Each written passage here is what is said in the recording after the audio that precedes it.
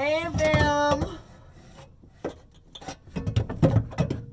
So I was hoping I could, like, break through there, like Jack Nicholson in The Shining or something, and be like, here's heaven! But that didn't work. So, really far in the day, super behind schedule, caught up on a bunch of other things, but the car build, woo-wee! So where are we? I've got things staged, measurements have been made. I need to get over to Home Depot and get some wood glue and the jig and a couple other things, just some plastic fittings, and it's looking good. So right now I'm just gonna mount the battery or put the battery back behind the sink so it's just out of the way, and I don't just use that as a spot to shove my garbage. Swing your heavy battery, sun's gonna charge it up. Run those wires to the front, sun's gonna charge me up.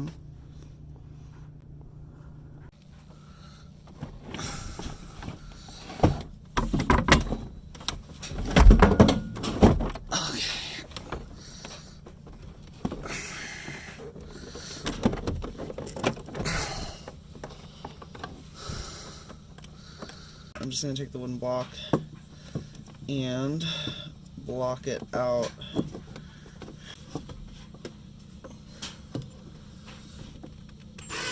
Oops.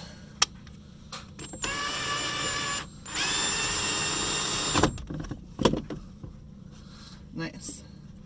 So now, that's where the battery used to, or it was underneath my butt, but this is where the water storage for the drain used to be. So we're gonna route the drain over there, out the back, and I'm gonna see if I can find a little water tank. And then I gotta tackle this mess right here. Never even bolted in with real hardware, and the amp meter. It's just so damn bright. So I'm gonna mount the amp meter onto one of these switches along with the fan in the rear and the water pump, or actually amp meter and water pump together and then fan on a separate switch. So that'll mean that if I'm running, I'm not going to have the water pump just operated by a single switch. I'm going to switch that turns it on right there to arm a button that's going to be on the floor, like right here, because I see myself being able to use this to turn on the sink, and then also if I need to like pull out the hose to wash my shoes off outside, that works the best.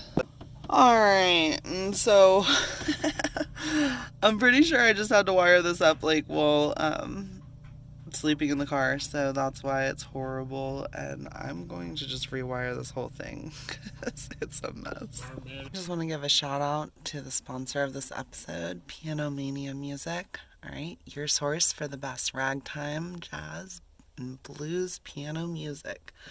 If you need some MIDI files or just a catalog of sheet music, they got it all. So Piano Mania was nice enough to hook me up with everything that I needed from Home Depot. They got me a saw that'll work in the jig so that I don't tear it up. Just ripping a piece of wood with the spinning saw, and they got me these grinding wheels, everything, and even beer, an Among Us beer. I didn't even know they made these, but it's a red kettle sour ale, and it's a chilly evening, so just hanging out by the fire. So that's more like a sparkling wine. So what I'm going to work on now is getting this glued back into place, that little knobber that fell off, and probably reworking this panel over here. That definitely needs to be reworked. So, yeah, that's what we're doing. So I just got all of the little cracks and crevices in the original countertop filled in. So this makes it where the structural integrity will be more reliable, because there's kind of a few weak spots where it was just basically repaired because I had to keep pushing on. So now that I have this downtime and more freedom in my living situation, that I can build it the right way, how I would like it to be for longer, and hopefully that will make things,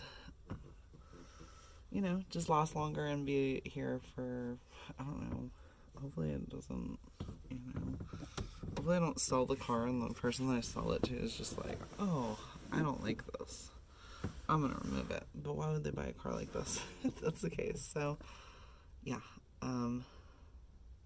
moving on.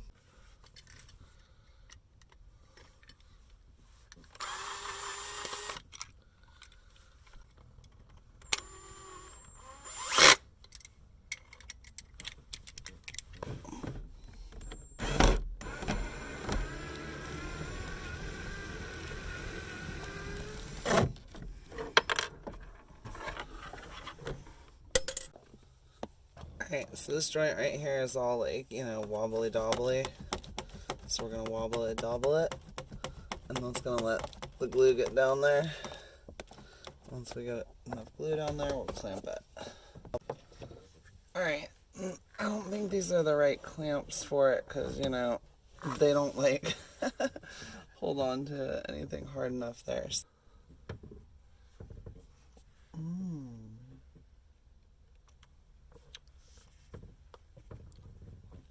Alcohol. Alright, so like I said, I don't know much about this, so I'm just going to start by cutting one of these at a 45 and then dropping it in and kind of like eyeballing it, because I think that I need to mark it on this back side right here where the corner is at. And then once I have that corner right there, center that corner on where our 45-degree angle will cut it.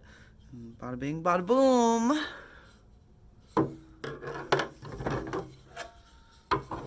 Does this thing work?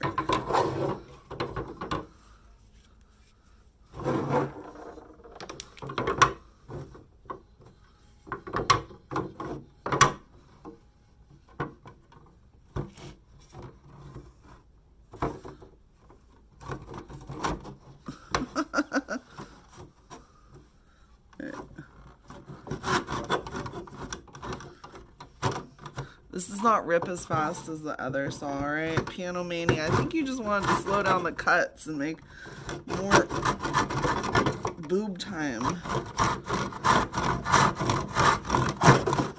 Oh, I think it's because I'm cutting weird on top of a cooler.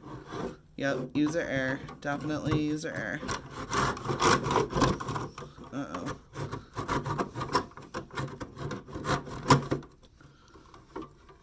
This definitely takes some skill. Let's try holding it right there.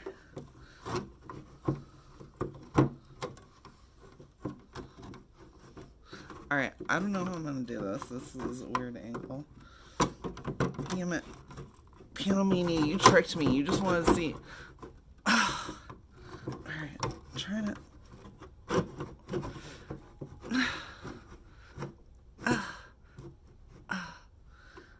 This is harder than it looks.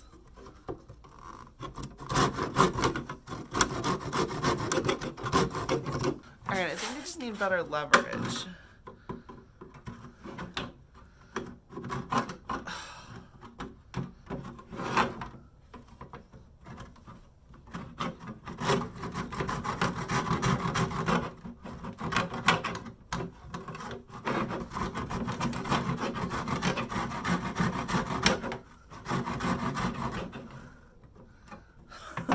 This is hard. Alright, okay, so I got my first piece cut, and of course there's an overlap where I was trying to cut it the opposite direction because I realized it needs to go the opposite. The original way that I was cutting is the right way. This is obviously the wrong way, and this is a good test piece. So, I'm going to probably pick this up tomorrow, but it's good to think about and try to get like a better idea. Comment down below if you guys know how to do this in an easier way. I'm not going to watch a video or something like that. I'm just going to freehand it, but so stupid of me to put it like that the wrong way. I had it right the first time and then Okay, it's late. I should go to bed soon. Let's finish electrical. So I couldn't find my regular wire cutter, so I'm using the old universal tin snips. They're great for everything. Basically, except for when you cut one of your ends too short and you have to start over again, and so you're like, alright, extra careful, and then you ruin it because all of your copper is missing, so you start over again, and you wish that you could keep track of your tools, but it's just a wire stripper. We don't need a wire Alright. That's why you cut long wires, long leads for your wires, alright? I don't know what they're teaching people out there, but you should always be cutting at least an extra 3 to 20 feet on each thing that you're not measuring how long you actually need for. You just kind of eyeball it and, you know, have plenty of excess. Oh my god, this is horrible. Oh. It's getting so hot in here. I need to get this fan hooked up to cool off. First we gotta make it a little hotter. Some fire. Yeah, look at that fire. Next is gonna be the water pump. So I'm just gonna find the button that I lost. I don't know what happened to it. It seems to have disappeared. I don't know. Stuff disappears. I don't understand. The car is so small. Like, how do I lose stuff in here? Alright, I'm gonna find that and show you how I'm setting up the water pump with the little foot button. Alright, got the soldering iron warming up. Wire prep work is all done. They're all twisted and grouped accordingly. And for the switch for the water pump, I'm going to have this switch right here. Click, clack, click, clack. This is what I'm going to use. I'm going to mount it down there on the floor, so I'll be able to use my toe to flip it on and off. Or if I need to, flip it on and wash shoes or whatever. But, yeah. I had a different switch, but I can't find it, so there's plenty of switches around here. Alright, time to get started with soldering. Don't forget to tell them what to bring. You'll need some flux, or at least some flux core solder. Make sure it's lead free. 60-40 tin mixture. Just need to get all of these wires tinned, then I can merge them into a single fissure. I am soldering all the night through. These wires don't like sticking it because they're covered with glue. I will persist. Drop a new mix. Need to just let it absorb. It's the best solder and you need some more. But you just place your order to Amazon. No, you don't need to buy any more thongs. We just need to get them tinned. I'm waiting for it to begin. Waiting for the tin. Don't bother with the sin. We're gonna tin, my friends, and get the solder connected with that Donald Yellow Connector. Donald Yellow Connector. Yeah, this is why I can't work at a place where we actually do this. That needs some heat shrink. So yeah, I thought I did miss the prep, but sometimes you miss heat shrink on some wires, so no big deal.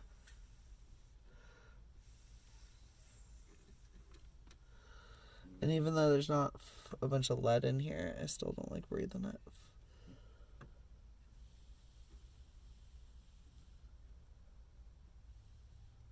Alright, and the trick to soldering is to get the solder on the soldering iron so that you have a metal, a liquid metal connection. There you go.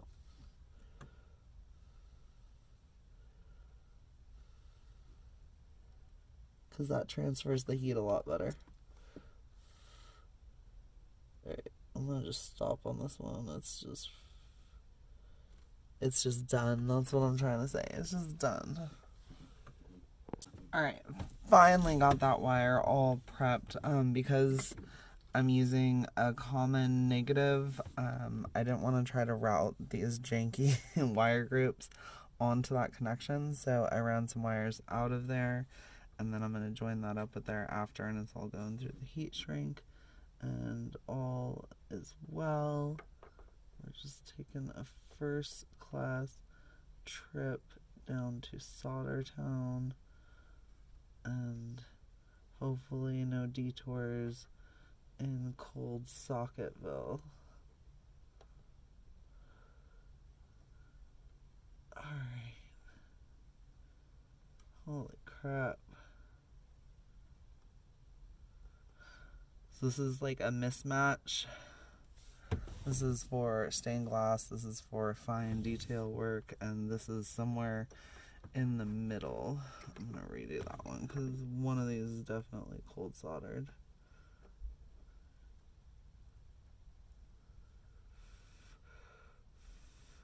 And then you hold it there until the solder flows and all the flux burns off. Redo the red one too. Not redo it, but just add a little bit more to just hook everything back up. I still need some fork connectors, and once I have those, then that should make this pretty much all come together. Because I guess I could just solder them onto the backs, but that doesn't seem very smart or extensible. Or if I have an issue, how do I deal with that? How do I resolve an issue when I solder things to connectors? Oh boy, this is a big old hot mess of solder right here. Just fill in the gaps.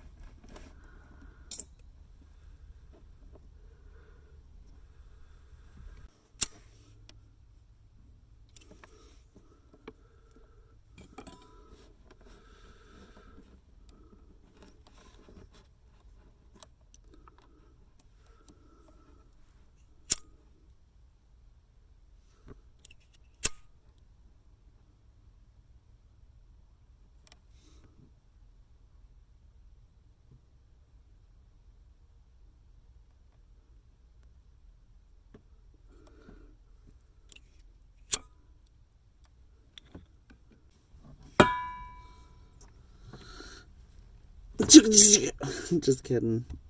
You get in trouble for that. Alright. So we have power on here, power in here.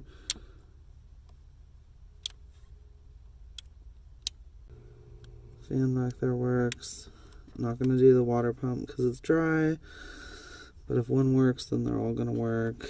That kind of needs a little bit of help, but whatever. We'll get to it tomorrow. Wiring is wired. yeah. Alright, kind of had a slow day today, but we got the water pump wired and battery moved. Control panel wired way better, way better than it was. And yeah, stuff glued.